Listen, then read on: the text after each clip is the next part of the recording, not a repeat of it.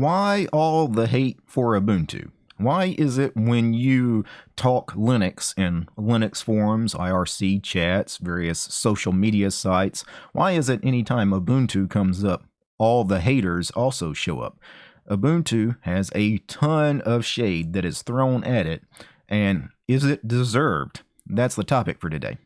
So in my opinion, I think that the Ubuntu haters do so mainly for one of two reasons, and I'm talking about broadly speaking, one of two reasons. They either hate on Ubuntu due to elitism, that superiority complex, tribalism, or they do it because they see Ubuntu as going in the wrong direction, that Ubuntu as a project, Canonical as a company, the company behind Ubuntu, is misguided and they're going in a direction that is just wrong. Wrong for Linux, wrong for free and open source software. So let me tackle both of those topics. Let's start with the ones that hate on Ubuntu because of elitism. Ubuntu, of course, is considered a new user-friendly distribution. Certainly many, if not most, Linux users, new to Linux users, they start out with Ubuntu. I did, most of you guys did. It's the most popular desktop Linux distribution. It's certainly one of the easiest to get installed and working out of the box, especially nowadays. When I first used it 12, 13 years ago, there was some little bugs and paper cuts in it, but nowadays, for the most part, Linux has gotten a lot better. These things are just so easy to install. You click OK 3 or 4 times, 10 minutes, you're done. But when Ubuntu first came on the scene, there weren't a lot of these easy to install new user-friendly distros, and Ubuntu became very popular very quickly. And I think this really led to some of these haters, the Linux users that are hating on it, maybe because they have this feeling of superiority to all those Ubuntu noobs, especially once you move to a different distribution, right? Because you start out with Ubuntu, and then you hop a little bit, right? And you feel like you graduate to the next level because you move to Debian or Fedora or Arch or Slackware or whatever it is you move to, and you feel like you're a better Linux user than that Ubuntu noob. He's still just a Linux peasant because he's on that easy distribution. My distribution, I had to work a little bit to get this thing installed. Now, it's certainly easy to be like that, to be that elitist, arrogant snob, that a-hole. Right, especially if you started on Ubuntu and then you moved away to another distro. I can see how you could be tempted to act that way because now you see that you've climbed this rung on a ladder to this next level. You keep climbing that ladder and you think eventually you're going to achieve elite status because you're now using more of a, quote, power users distro. You're not on that easy distro. You're not using noob Ubuntu. And so now you want to flex a little, right? You want to tell all those Ubuntu peasants how much better you are because you're running Arch now or whatever it is you happen to be running. So you guys, though, you got to understand that the elitists out there that are out there spouting this nonsense, just don't listen to them. Don't give them the time of day. Don't respond to them. They're just trolls. At the end of the day, distro choice doesn't matter. It doesn't matter what those guys are running. It doesn't matter what you're running. Their distro of choice isn't superior to yours. And if you're running Ubuntu, Ubuntu isn't inferior to those other distros that those elitists are running. Now, you guys know my mantra for the channel has always been, if it's working for you, use it. And for millions, tens of millions of Linux users out there, Ubuntu is working just fine for them. So use it. Use the right tool for the right job is another one I always say. And certainly for casual desktop computer users, Ubuntu is a fantastic choice. So the second group of haters I want to address are the ones that think Ubuntu is going in the wrong direction, that everything Ubuntu does, everything Canonical does is the wrong thing. And what really started it all, I think, was around 2010 when GNOME 2 reached end of life and GNOME was moving to GNOME 3, and Ubuntu decided to create their own desktop environment called Unity because GNOME 3 was horrible. They didn't want to go that direction. Most users didn't want to go to GNOME 3 anyway. You couldn't still use GNOME 2. I mean, you could, but it's no longer being developed, no longer being supported. So Canonical was like, well, you know what? We'll create our own desktop environment. We're going to create Unity. And the first couple of versions of Unity were quite buggy, but, it got really good really quickly.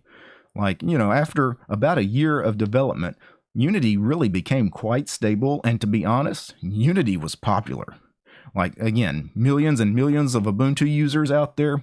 And many Ubuntu users, if you installed Ubuntu past, say, 2011, all you knew was the Unity desktop environment. You never knew the old GNOME 2 desktop anyway. And for many of those users, when Unity went away, they were really upset. Why? It's because they loved Unity. So Unity really wasn't a hated desktop environment. There's a few people that didn't like it because there's always going to be people out there that resist change. There were people that loved GNOME 2. And once GNOME 2 went away, we got to be angry at somebody. But being angry at Canonical or being angry at Ubuntu for the death of GNOME 2 is, quite frankly, retarded. Right? The GNOME project ended GNOME 2 and moved to GNOME 3. If you want to be angry about the death of GNOME 2, direct that anger to the right people. And the Ubuntu devs are not the people you should have been angry at.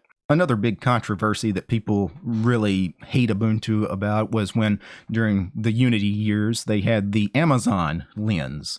And, there was some telemetry in that because it's connecting to Amazon. Amazon's tracking some of what you're searching because it's a search feature. And people called it spyware, which is ridiculous. It's not spyware. I mean, if that's spyware, then every time you use the Google search engine, Google's spyware. Every time you fire up something like Steam or Netflix, anything like that, I mean, they're tracking everything you do too. I mean, nobody calls Steam spyware or Netflix spyware, but Ubuntu has this Amazon search lens in Unity, and now all of a sudden Ubuntu is spyware. I mean, how ridiculous is that? Now, the Amazon lens thing, I didn't personally like it, and a lot of people complained about it because it was kind of buggy and it was just kind of clunky anyway. And the Ubuntu folks did listen, and they created the ability to turn that thing off and uninstall it. But a lot of people, years later, way past when they got rid of the Amazon lens and when Unity died, people are still talking about the Amazon spyware in Ubuntu. Guys, check yourselves.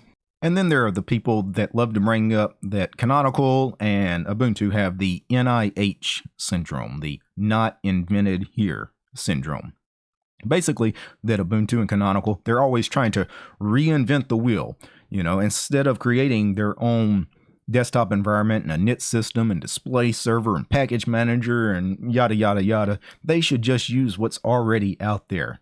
They should just use the products that these other distributions have created instead of creating their own. It's just duplication of work, and the only reason they're doing it is because they're jealous of those other projects and they don't want to use this superior technology. They want to create their own thing because they can't admit that Red Hat made something better or SUSE made something better or whatever the distro is out there. So people love to bring up, things like Upstart, Unity, Mir, Snap packages, as being a symptom of the not invented here syndrome. Okay, so real talk here. When Canonical and Ubuntu created Upstart, there were no other init systems out there other than sysv, and of course Gentoo was, I think, still using OpenRC, still are, but we didn't have systemd back then, right? And so saying that Canonical created Upstart for a not invented here kind of scenario is ridiculous because they had already been using sysv init initially, and then they created Upstart to move to Upstart. And guess what? Red Hat thought so highly of Upstart that they shipped with Upstart in those particular versions of RHEL back then, the Red Hat Enterprise Linux. And a lot of people don't realize that RHEL actually did ship with Upstart until, of course, Red Hat created systemd. But a lot of people were like, well, Canonical is just inventing a new init system. They should have just been using systemd. Systemd didn't exist when they first started creating and developing Upstart. The Unity desktop environment, again, GNOME 2 died. They had to go a different direction no matter what direction they went. Might as well create Unity. You didn't want to go to GNOME 3. GNOME 3 was garbage, and it was going to be a completely foreign interface to everybody as well. Besides, not invented here. I mean, every desktop environment project on the planet, whether it's GNOME, KDE, XFCE, LXQt, Mate, cinnamon. I guess they all suffer from not invented here syndrome, because why are they creating new desktop environments? Just pick one of the ones already out there, right? I mean, that argument's just stupid. The Mirror Display Server, Wayland, was being developed then 10 years ago, but Wayland wasn't ready. And what Canonical created Mirror for is because they were doing the phone. They wanted a display server that could work across all devices, phone, desktop, tablet. Wayland couldn't do that, so they created Mirror. And then snap packages. People love to complain about snap packages, and some people complain maybe Ubuntu should just drop snaps and go with Flatpak, which, okay. And you ask them, why should Ubuntu do that? It's because Ubuntu's doing the not invented here thing. They should just go with the standard. The standard is Flatpak. Ubuntu created snaps before Flatpak or app images even existed. They started working on snaps actually way back in the Ubuntu phone days. They were called click packages back then. So again, this is not a not invented here type scenario. And I think the whole not invented here argument is just stupid. That's why I've never uttered that phrase before making this video. You will never see me talk about not invented here in writing or on video, because it's a stupid argument. Free and open source software, everything we do could be accused of being part of not invented here. In recent years, people love to bring up the telemetry in Ubuntu as far as they're asking for telemetry information. When you first install it, they want to know some information about your computer, what hardware you're running, the resolution of your monitor, things like that. And they ask you for permission up front. It's not sneaky or it's not shady in any way. They basically tell you exactly what they want to know from you. And you can actually go and read the reports of that telemetry that they're getting from the users. And I hear people compare that kind of telemetry that Ubuntu is upfront asking you about. Hey, we just want to know what the specs of your hardware are. I hear people comparing that to the spyware that is built into Windows 10. Now, over-exaggerate much? I think a lot of this has to do with this tribalism. Ubuntu is so popular, and you guys that are not running Ubuntu, I'm not running Ubuntu, but you're running a less popular distribution, right? Maybe a really small distribution that most people haven't heard of. It doesn't have that much of a user base. And you think maybe by tearing down Ubuntu a little bit, you can grab some of those users and bring it over to, Joe Bob's distro or whatever it is you happen to be running. And if you're going to try to steal users, from another distribution by tearing it down, you're going to go for the most popular one every time. That is just common sense. That's just human nature, right? You want to punch up. You don't want to punch down. You want to go for the guy on top. You're not going to beat up the guy on bottom. Nobody, I've never seen a thread that somebody started on how bad something like Nitrix Linux is, or Voyager Linux, or Sparky Linux, and then have hundreds of people join that thread and trash it. Yeah, it's so horrible.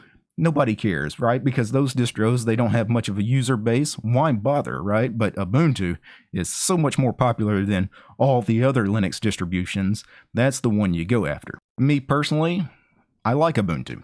I started as an Ubuntu user. I've used Ubuntu on many machines over the years. I still use Ubuntu on web servers all the time. If Ubuntu LTS server is offered as an option, I almost always go with it.